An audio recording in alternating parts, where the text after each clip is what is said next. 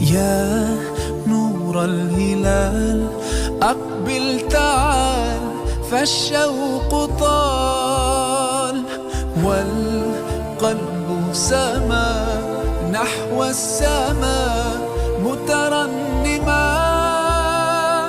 لا تنقضي، أنت للروح دواء. رمضان رمضان رمضان يا حبيب، رمضان رمضان ليتك دوما قريب. اهلا ازيكم؟ عاملين ايه؟ يا رب تكونوا بخير. كل سنة وانتم طيبين، رمضان مبارك عليكم جميعا يا رب. ايه اخباركم يا جماعة؟ عاملين ايه؟ وحشتوني جدا جدا جدا. انا عارفة ان الفترة اللي فاتت ما كنتش بنزل فيديوهات، وكنت مقصرة الصراحة في موضوع ان انا اصور وانزل ده، بسبب ان انا كنت قايله لكم ان انا كنت هنقل يعني، والحمد لله خلاص نقلت على خير وفرشت. فالفترة اللي فاتت كانت من اولوياتي ان انا اخلص فرش الشقة. ما كنتش مركزة في التصوير وان انا اصور، لان بجد انتوا عارفين الاطفال لما يكون في مكان متبهدل ومتكركب، وهم اصلا بيكركبوه اكتر، فاهمين؟ فاللي هو الوضع ما كانش في احسن حال. فانا كان كل تفكيري ان انا عايزة انجز وان انا افرش. فالحمد لله فرشت على خير وخلصت فرش الشقة. في حاجات بسيطة لسه ما خلصتش، زي ان انا اعلق الستاير، ان انا هو تركيبها اصلا لسه ما خلصش، وكذلك النجف. هما الحاجتين دول اللي لسه ناقصين. فبرضو يعني الحمد لله على كده. قلت اشارككم زينة بسيطة انا عملتها في البيت. حقيقة انا كنت عاملة الزينة دي قبل سحور اول يوم بساعة بس، واتأخرت في تنزيلها بسبب ان انا ما عنديش نت الفترة ديت. ادعولي بقى ادخل النت عندي او المكان اللي انا فيه معتمد على النت الهوائي، فانا لسه بستفسر عنه ولسه ما دخلتش نت. فاستغليت بقى ان انا عند ماما وقلت انزل لكم الفيديو ده. كان الصراحة تصوير اول يوم، يعني كان فطار اول يوم. فانا برضو ايه قلت يعني بما اني صورته انزله لكم. انا عملت زينة بسيطة، انا ما اشتريتش اي زينة، يعني انا كنت سايبة الزينة دي للاخر بحيث ان انا اشتري يعني زينة وان انا انزل اجيب زينة. بس بعد ما خلصت الفرش في الشقة لقيت ان انا الوقت ضيق جدا بالنسبة لي، فاستخدمت الحاجة اللي هي موجودة عندي.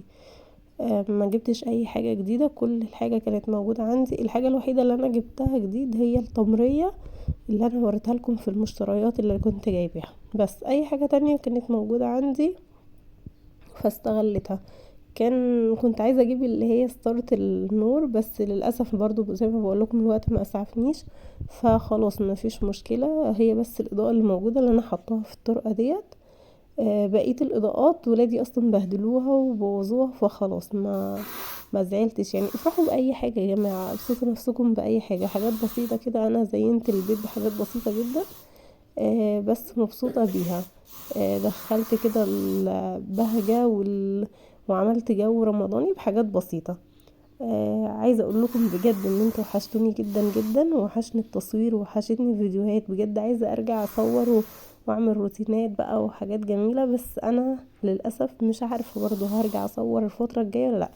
ان شاء الله اول ما ادخل النت هرجع لكم. بما اني بقى صورت الفيديو ده قلت انزله لكم كده، ودمجت يعني انا كنت عامله فيديو الزينه ده لوحده على اساس ان انا ايه يعني انزله لوحده، بس لما لقيت بقى ان خلاص احنا بقينا كام 7 رمضان يعني، فاللي هو قلت لا ادمجه مع فيديو الاول يوم وخلاص انزله هما الاتنين في فيديو واحد. ان شاء الله يعني ما يطولش عليكم ويكون خفيف على قلبكم كده وتستمتعوا بيه. هندخل بقى على سحور اول يوم وفطار اول يوم. ده كده كان سحور اول يوم. زي ما بقول لكم انا الفيديو ده مصوراه من اول يوم على اساس ان انا كنت هنزله وقتها، بس ما حصلش نصيب. دخلت كده على الفطار، وعايزه اقول لكم ان انا ما يعني ايه، انا مفرستش حاجه يا جماعه. تمام يعني عايزه اقول لكم التلاجة فاضيه جدا، فانا ما كنتش مفرزه حاجه، وزي ما بقولكم ان انا نقلت، فكان الفتره اللي فاتت بفرش، فانا ما فرزتش حاجه. فعادي جدا يعني، عادي، ما تحسيش لو انت ما فرزتيش، ما تحسيش يعني ان القطر فاتك. انا عايزه اقول لكم ان القطر داس عليا، بس عادي مفيش مشكله. زي ما بقول لكم التلاجة فاضية، فانا هعمل ايه عشان اسهل على نفسي؟ وده اللي انا عملته من اول يوم، ان انا اليوم ده الصراحة دخلت المطبخ من بدري من قبل الظهر، بحيث ان انا كنت عارفة ان انا هعمل كذا حاجة، او هعمل حاجات بكمية زيادة شوية، عشان اوفر على نفسي يوم تاني. فانا كل حاجة عملتها عملت فيها كمية زيادة وشلتها، كأني بفرز. بس هو فكرة ان التفريز في رمضان، ان انت بتسهلي على نفسك اليوم وانت صايمة. لو بتتعبي، في ناس الصراحة ما بتقدرش ان هي تعمل حاجة في نهار رمضان وهي صايمة، او طاقتها بتكون محدودة. فده بيكون يعني الموضوع التفريز ده بيسهل عليكي طبعا. وبالنسبة للأمهات اللي معاها أطفال، فانت برضو بتعملي حاجات على مدار اليوم، في حتة بقى ان انت تقفي في المطبخ كتير، وان انت برضو تشوفي طلبات ولادك، وان انت برضو يعني برضو رمضان عايزين نستغله في العبادات وقراءة القرآن والأذكار والصلاة. فاحنا بنضيع يومنا في المطبخ، سواء قبل الفطار أو بعد الفطار. فموضوع التفريز بيسهل علينا الصراحة. فانا للاسف ما فرستش حاجه، فعشان كده بقولكم ان انا اليوم ده عملت الكميه بالزياده، بحيث ان انا اسهل على نفسي يوم تاني. وقفت، عايزه اقولكم ان انا وقفت من قبل الظهر، ما خرجتش غير والاذان بيأذن، بسبب ان انا عملت زي ما بقولكم كذا حاجه. يعني مثلا انا عصقت اللحمه بالزياده، واستخدمت الكميه اللي انا هستخدمها في اليوم ده، والباقي شلته. كذلك السمبوسه برضو حشيتها بالزياده، يعني انا مش هعمل الكميه كلها، لا، بس انا يعني السمبوسه كلها حشيتها وشلت منها في الفريزر. الفراخ كذلك كنت متبله الفراخ بزياده عن اللي احنا هنستخدمه اليوم ده، او اللي احنا هناكله اليوم ده، وشلتها. كذلك الفلفل قطعته وشلت منه ايه تاني. هو ده تقريبا يعني كان التعصيج، اللحمه والسمبوسه والفراخ والفلفل، هما دول اللي انا شلتهم. يعني بصوا كميه السمبوسه ما شاء الله كتير، فانا شلت منها. ده زي ما بوريكم دلوقتي، انا كنت بسلق المكرونه، وكنت خلاص حشيت السمبوسك، ودلوقتي بعمل البشاميل. فانا بقول لكم ايه، موضوع التفريز ده الصراحه بيسهل علينا كتير، وبيخليكي ان انت تقفي. يعني مثلا انت لو مفرزه حاجه في التلاجة، فخلاص انت هتدخلي قبل الاذان بساعتين 3، عارفه انت هتعملي ايه. فلكن لو مش هتعملي حاجه، او مفيش حاجه معينه في بالك، او مفيش حاجه في التلاجة، انت بتبقي اللي هو انا هعمل ايه بكره. وطبعا موضوع الاكل في رمضان انت بتبقي، هو والله هو مش في رمضان بس، احنا بنبقى في حيره دايما، اللي هو احنا عايزين نجدد، بس اللي هو احنا مش عارفين نعمل ايه. فكل واحد بقى يقول لي عمل ايه على يعني على مدار الايام اللي فاتت، ناخد كده افكار من بعض. ده كده كان اكل اول يوم، يعني اول يوم وتاني يوم فطرتهم في البيت عندي، لان انا ظروف زوجي يعني، او ظروف شغله، ان هو مش هيكون متواجد معايا في رمضان يعني كله، مش هيفطر معايا في رمضان كله. فاحنا قررنا ان احنا نفطر مع بعض اول يومين، وبعد كده بقى اروح لمامتي، يروح يعني نروح عند مامته كده، فاهمين. فاحنا كنا مقررين ان احنا نفطر اول يومين مع بعض، فهو ده يعني كان فطار اول يوم. وعايزه اقول لكم ما شاء الله اتبقى لتاني يوم، يعني برضو عملته تاني يوم، زودت حاجه بسيطه بس. لكن ده كان فطار اول يوم وتاني يوم. فبصوا بقى، ده انا دلوقتي كنت بحمر همبرجر. ليه انا عملت جلاش اليوم ده بالهمبرجر؟ حقيقه اول مره اعمله بالهمبرجر، بس يعني عايزه اقول لكم تحفه والله، طعمه يعني انا متخيلتش ان هو يطلع كده. انا قلت تغيير بما انه موجود اجربه، ولقيت ان البرجر بجد حشوه البرجر حلوه. انا كنت هعملها في الصينيه التيفال، بس خفت تتجرح مني، فطلعت صينيه تانية ألمونيوم. بس ما كنتش لاقيه الصينيه اللي بعمل فيها الجلاش، فعملتها في دي. فعشان كده هي صغيره شويه في الجوانب بتاعتها لبره، فانا بعد الحشوه هحطها، يعني هلفها على الحشوه من جوه، واخر ورقتين هدخلهم يعني ايه لجوه مش لبره. مش عارفه هتشوفوها، يعني انا مش عارفه اشرحها، بس هتشوفوها وانا بعملها. عايزه اقول لكم بقى بجد طعمه طلع تحفه جدا. جربوه لو ما عملتوش قبل كده، جربوه هيعجبكم. يعني جددوا في الحشوات، يعني مش شرط المعتاد اللي هو. انا على فكره عملت قبل كده الجلاش بالخضار، كان طعمه حلو. وعملته ايه تاني بالسجق. قلت اجرب المره دي بالبرجر، كان طعمه جميل. وعايزه اقول لكم ان انا عملت برضو المكرونه بشاميل قبل كده بالسجق، كانت حلوه، وبالسوسيس كانت جميله جدا.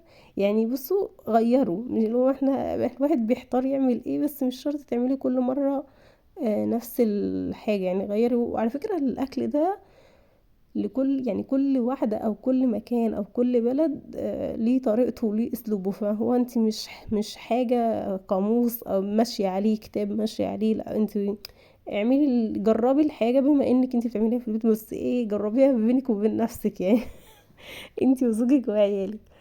طلعت حلوة تمام اعتمديها، طلعت مش قد كده خلاص ما تكررهاش، بس عادي مفيش مشكلة ان احنا نجرب يعني. فانا عايزة زي بقول لكم ان يعني الجلاش بالبرجر طلع طعمه حلو وكويس، وممكن يعني من الاكلات ممكن ان انا اكررها تاني يعني. بس فالمهم ان انا زي ما بقول لكم بقى ان انا كنت بعمل الكمية بزيادة، بحيث ان انا اسهل على نفسي يوم تاني.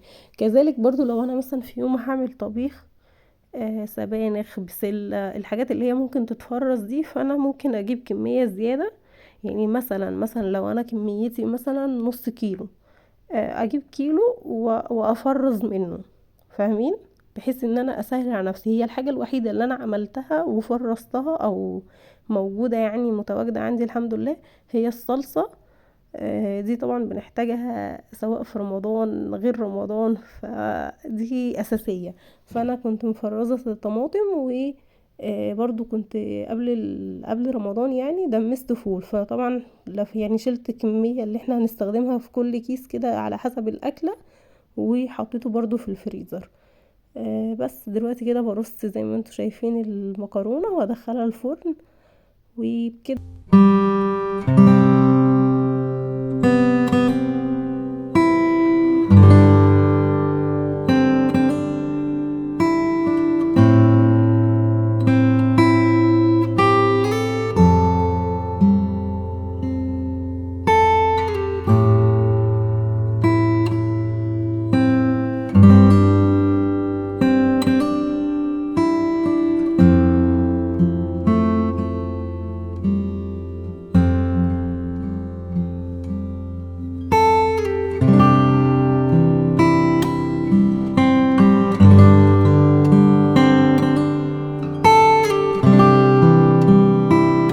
فلفل شلتهم، وبجد هيفيدوني فيهم تاني. انا عايزه اقول لكم ان انا على مدار الاسبوع ده استخدمت السمبوسه برضو بقيتها والحمد لله خلصت، ويعني سهلت عليا يوم تاني ان انا زودتها على اكل في يوم تاني يعني.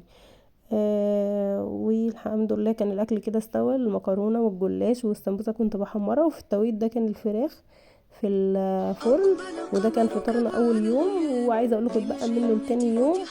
وبكده فيديو النهارده خلص، اتمنى يكون عجبك، وما تنسونيش باللايك والاشتراك في القناه لو لسه مشتركتيش. والسلام عليكم ورحمه الله وبركاته.